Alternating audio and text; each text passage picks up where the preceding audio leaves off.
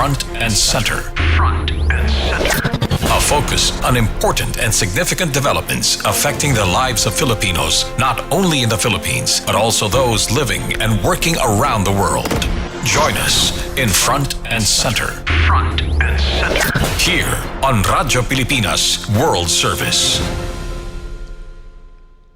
Good day, welcome to Front and Center, where we focus on developments in the Philippines, legislation that provides policies and directions that strives to promote a better economy for the country, issues that concern the welfare and well-being of every Filipino. All of these and more will be Front and Center. You can watch this program live on our Facebook page. That's Radyo Pilipinas World Service, and you can also hear us live on our audio streaming at Evox PBS Receiver app. So join us for another edition of Front and Center with your host, Jerome Toledo. Front and Center. Front and Center. Here on Radyo Pilipinas World Service.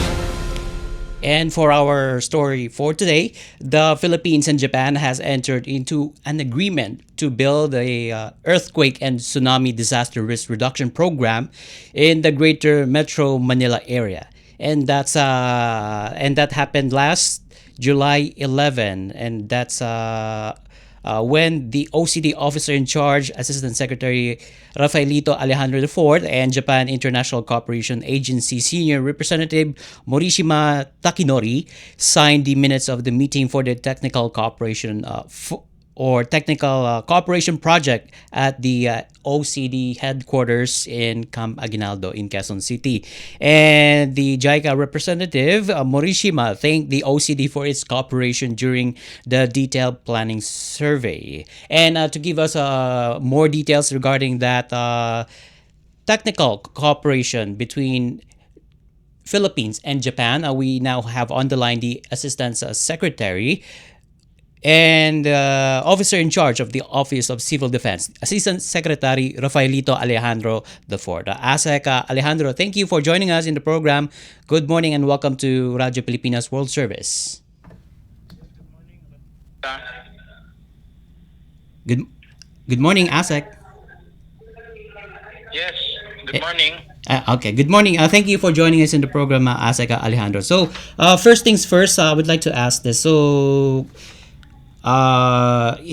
the technical cooperation between Philippines and Japan has signed on the disaster risk reduction. Can you give us an overview of this technical cooperation between Manila and Tokyo? This time, no, we have a new project with JICA or Japan. Ito yung tinatawag natin na Dream Project or DRRM Project for Earthquake and Tsunami Disaster in the Greater Metro Manila area. Ito yung the project intends to update itong ating Myers na ginawa noong 2004 wherein it became the basis for planning for the big one.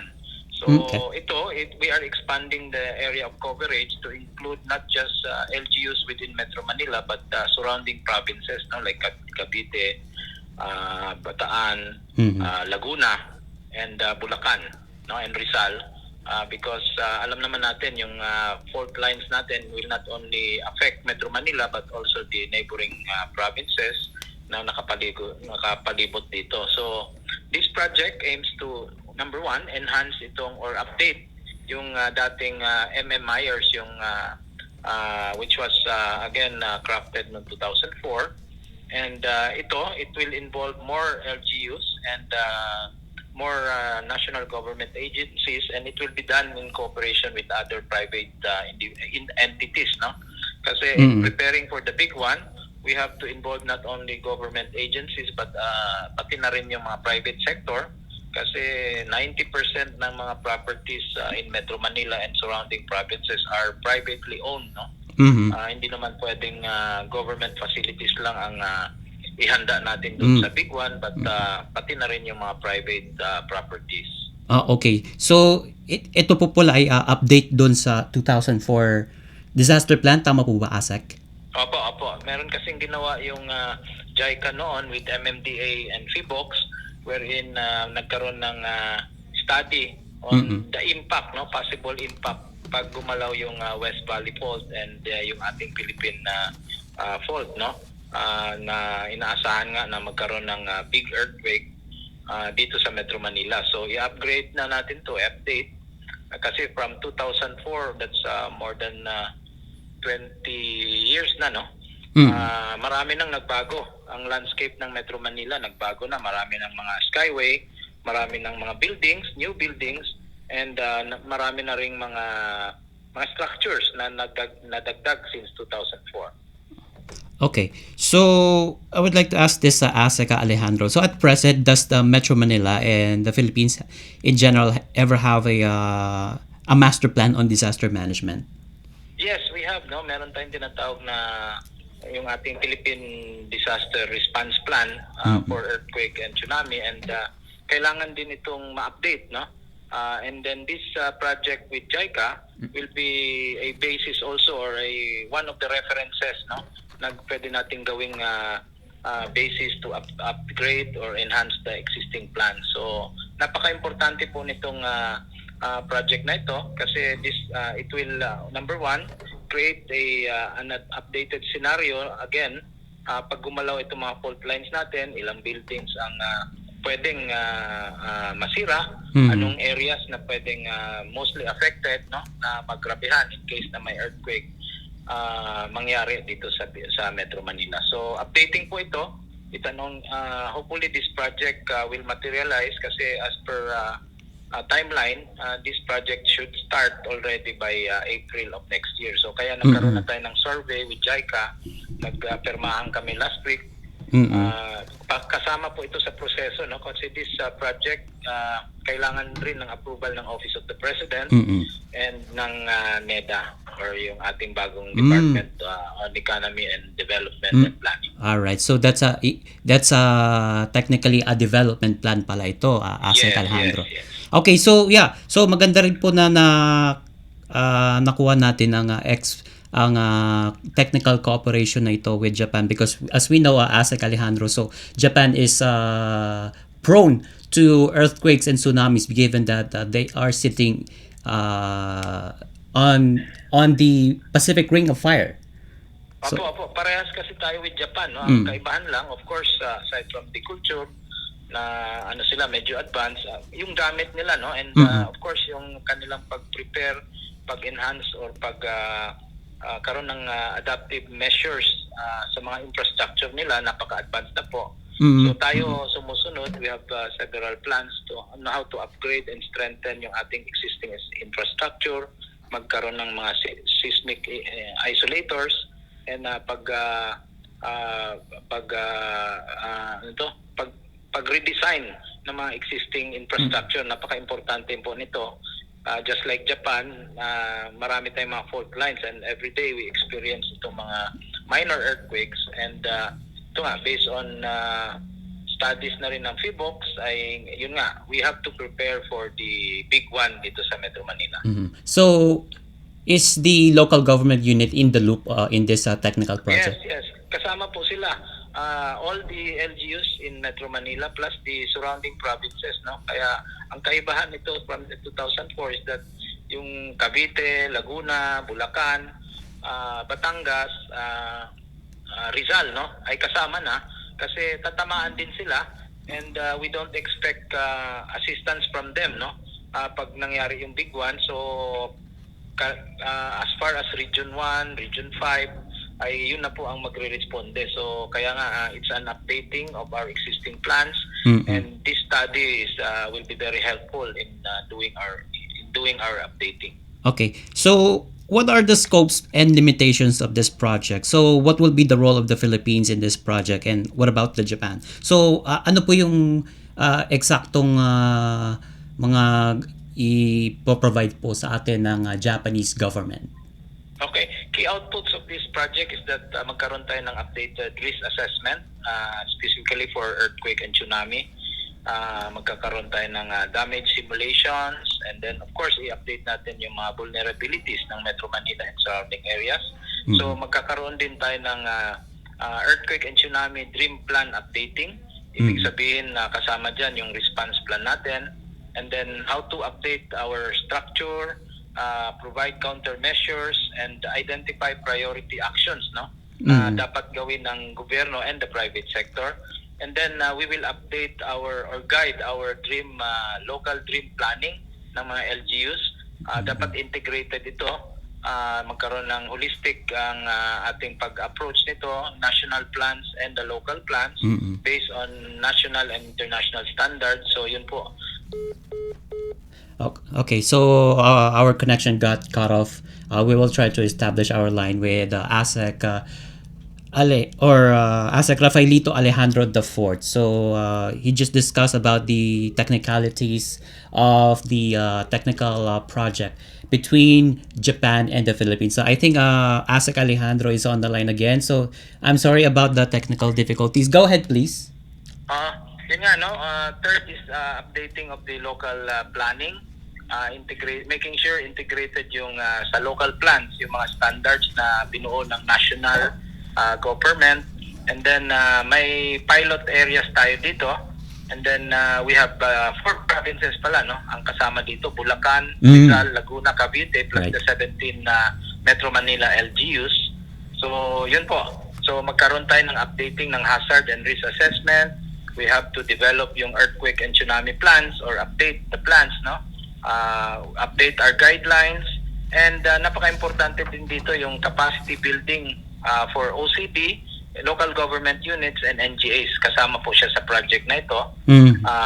Ito po ang role ng government, no? We have to train, we have to update, and of course magkakaroon din ng exchange ng expertise between Japan and the Philippines. Okay, so yeah, one last point, ASEC Alejandro. So given na ito po ay sama-samang effort ng national at local government, and also we are adding the private sector's contribution on this technical project. So my question before I let you go, ASEC Alejandro, so how can ordinary Filipinos benefit from this project? Ang benefit nito, direct benefit ng ating mga communities is that of course magkakaroon tayo ng capacity building na we intend na ang beneficiary talaga ay local government units hanggang barangay. And of course, updating yung ating building code, yung mga building plans ay makikinabang sila kasi we need to standardize and update our building code and how we support or enhance our existing structure. Hindi lang yung mga buildings, kundi pati mga bahay natin dito sa Metro Manila, yung mga residential areas, and how we can teach them to do some preventive or proactive measures to guide them against or to assist them in preparing for earthquakes and tsunami. So yun po, makikinabang po sila, may direct impact po ito sa general public. Okay, very well said. And that's something Filipinos should look out for, itong mga ganitong disaster plan na syempre makakatulong para mailigtas, mas maraming buhay ang mailigtas sa pamamagitan ng proyektong ito ng Philippines at ng Japan. With that, thank you so much, Assistant Secretary Rafaelito Alejandro. Thank you po, and good morning. Good morning. And that was the officer in charge of the Office of Civil Defense. That's Assistant Secretary Rafaelito Alejandro IV.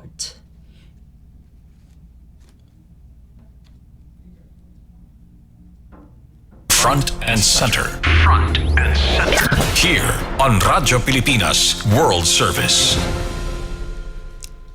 Front and center. We'll be right back after this. This is a public service announcement. Discipline is the key. Umiwas sa aksidente sa daan.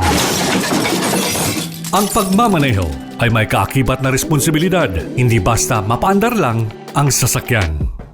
Kilatisin ang sarili, ang kahandaan sa manibela, siguruhing inyong konsentrasyon ay hindi magagambala.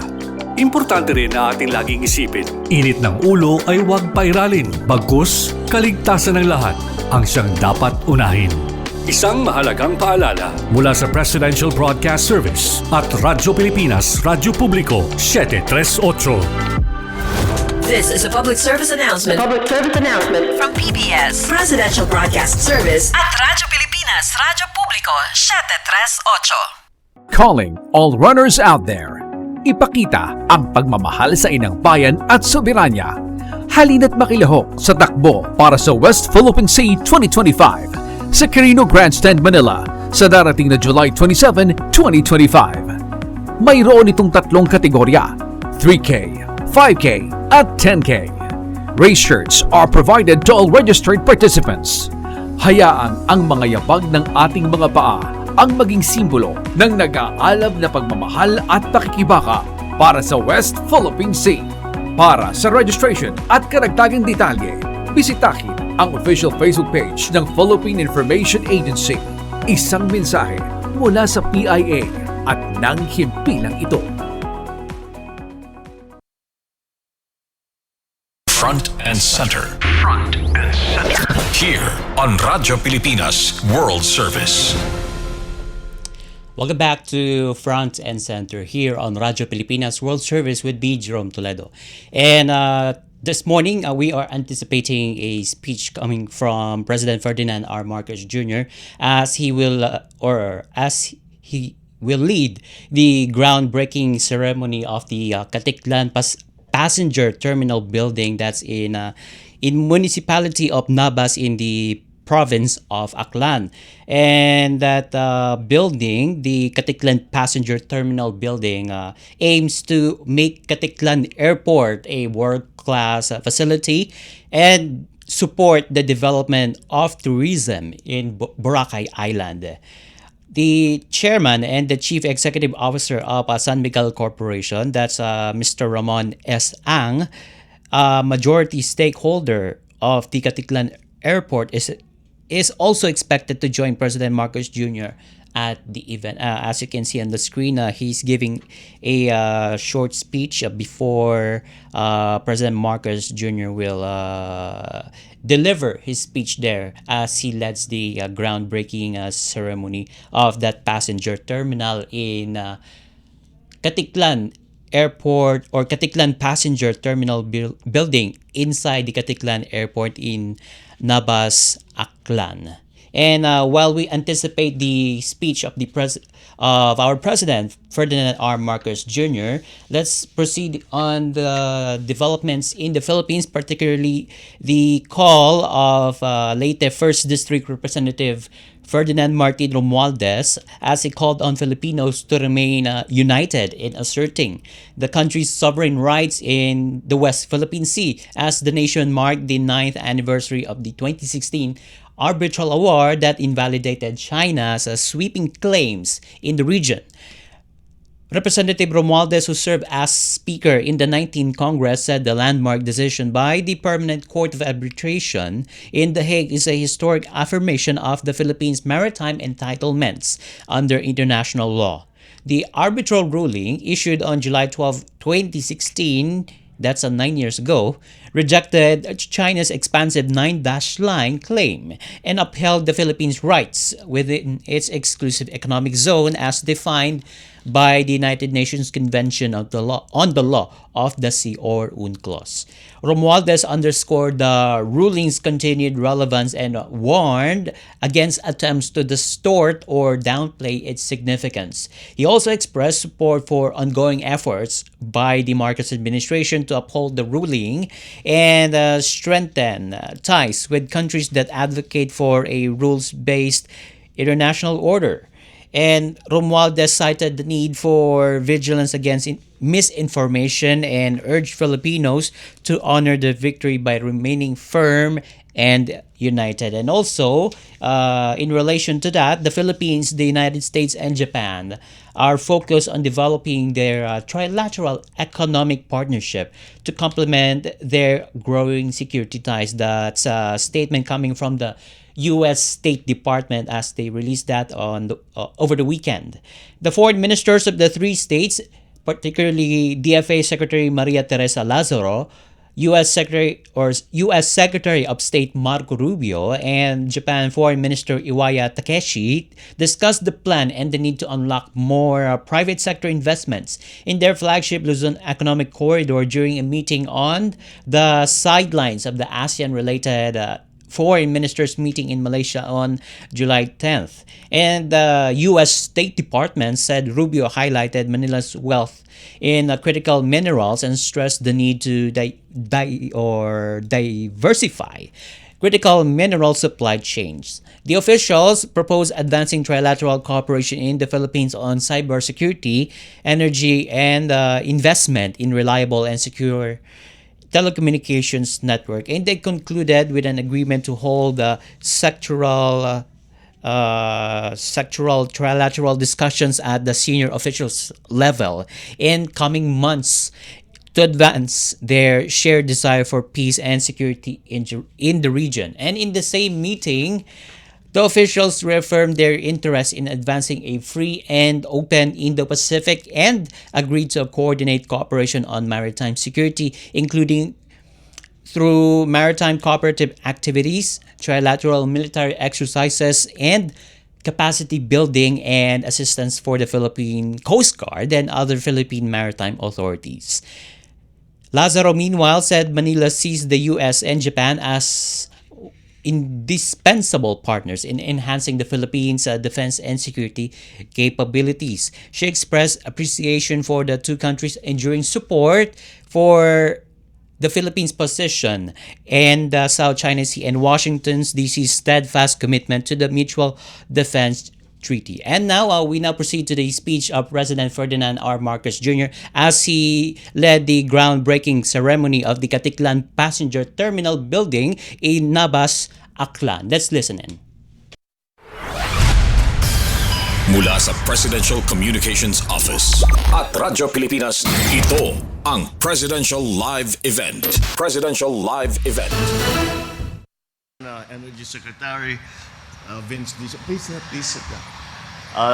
Secretary Vince Dizon, Energy Secretary Sharon Garin, who is with us today because after here, we are going to fly by the rig in Malampaya that is now slowly drilling down into the seabed with a reasonable chance of success of finding further reserves.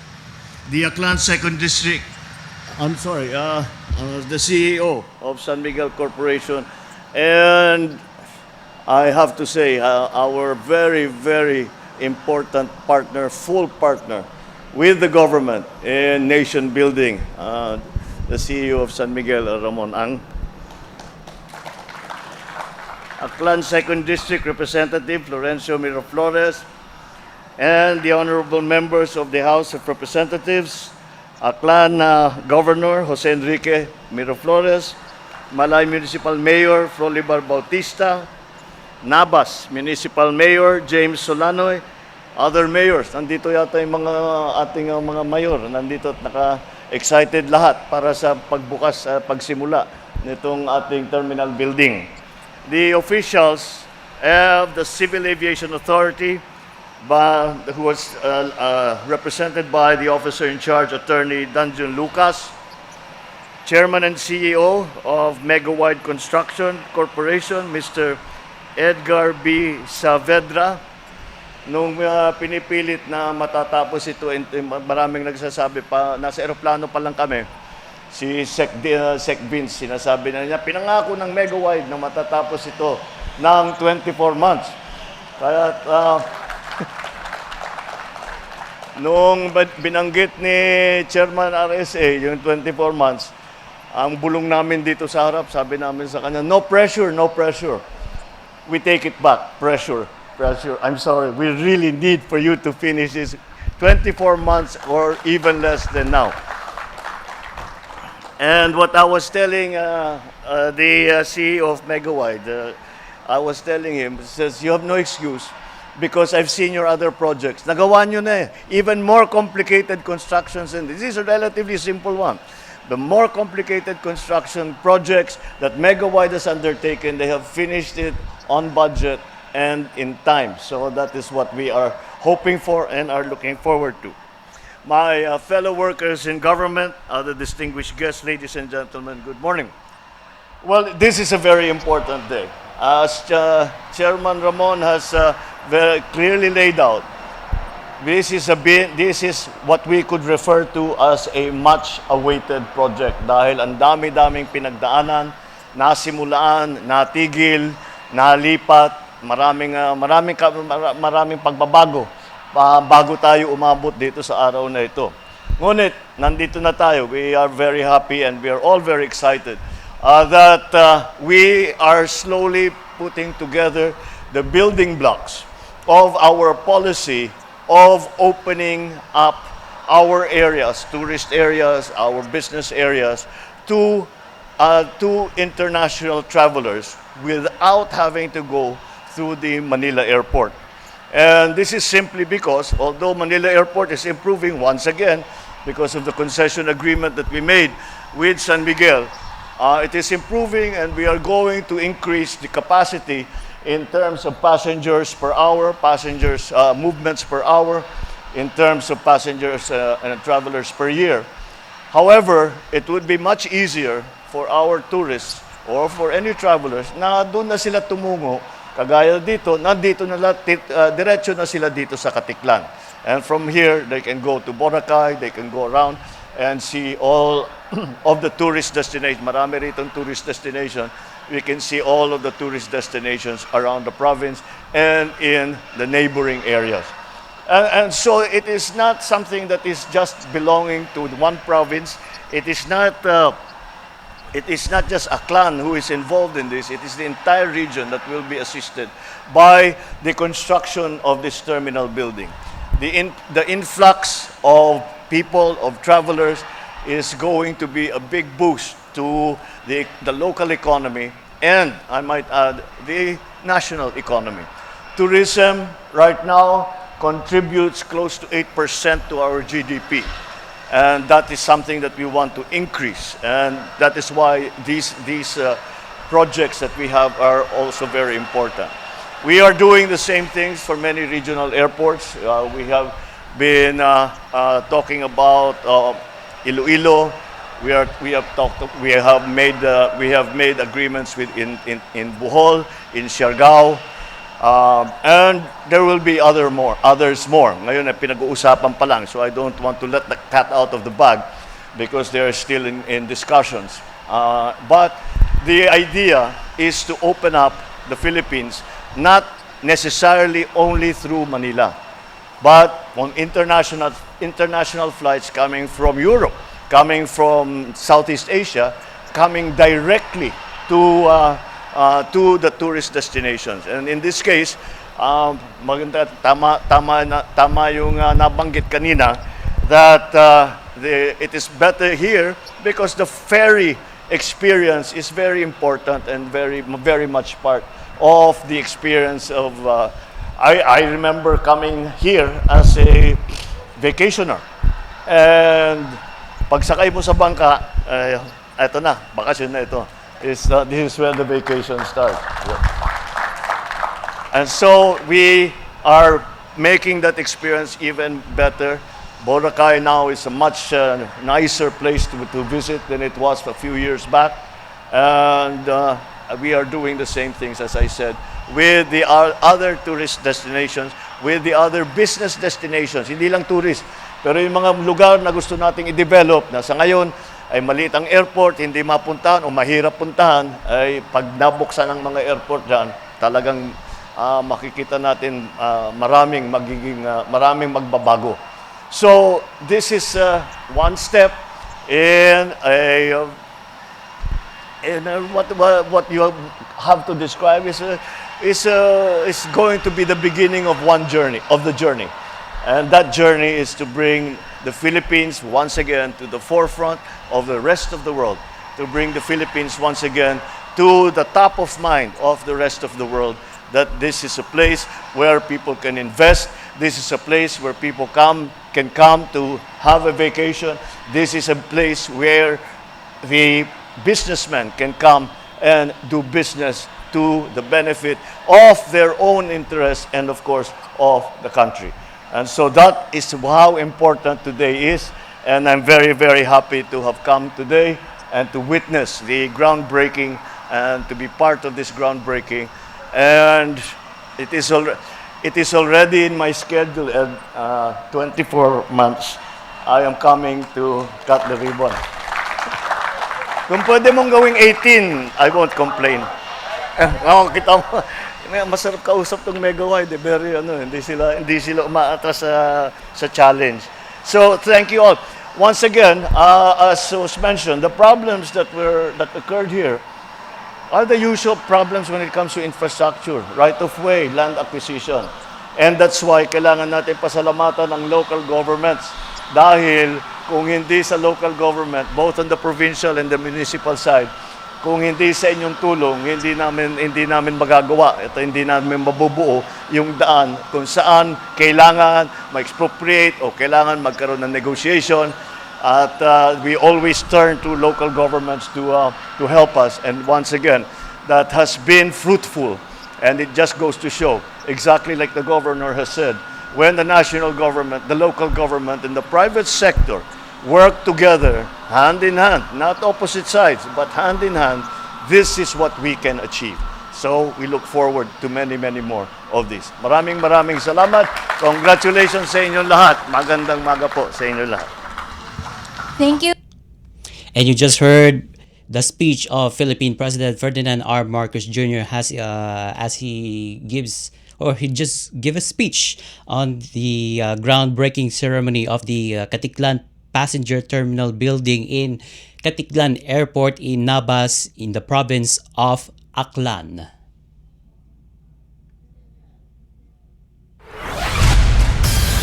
Mula sa Presidential Communications Office at Radyo Pilipinas, ito ang Presidential Live Event.